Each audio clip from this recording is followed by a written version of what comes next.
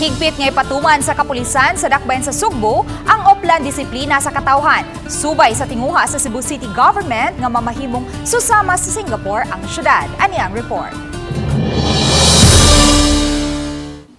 Bisan sa Oktubre 1 pa ang gikinagdang dry run sa oplan disiplina sa dakbayan Sugbo apan nagpahimang noon ang Cebu City Police Office sa katawhan nga mosunod sa pamalaod. Ang kapulisan mohatag og proteksyon sa mga departamento sa City Hall nga gitahasan sa pagpatuman sa silot sa mga taong way disiplina ug mosupak sa mga gipatuman nga ordinansa. Mubadlong usab ang mga servicemen kung gikinahanglan aron masiguro nga molampos ang gitinguha sa LGU nga Singapore-like ang Cebu City. Ang mga lakang nga pagkahimuon posibleng susama sa gibatuman panahon sa pandemic.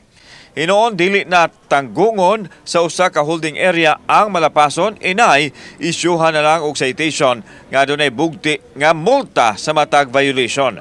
Ang kadtong way kwarta mamahimong ipa community service. Sa implementation sa oplan disiplina, ang tanang mga existing ordinances nga naa na karon sa council or mga katong mga na-approve ng mga ordinances, i-implement gito siya strictly.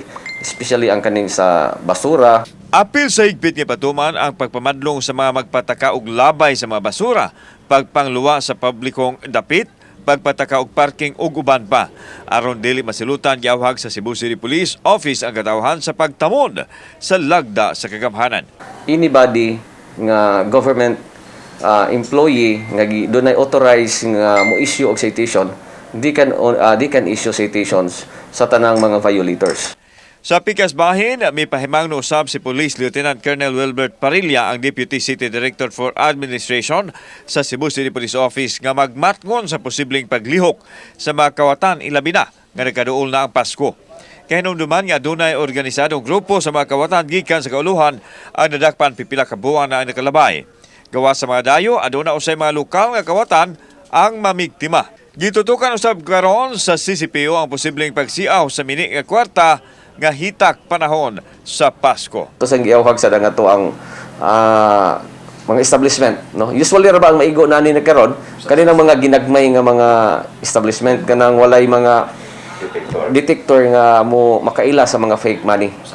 Kauban si Clover Lumayag, ako si Alan Domingo. Balitang Bisdak.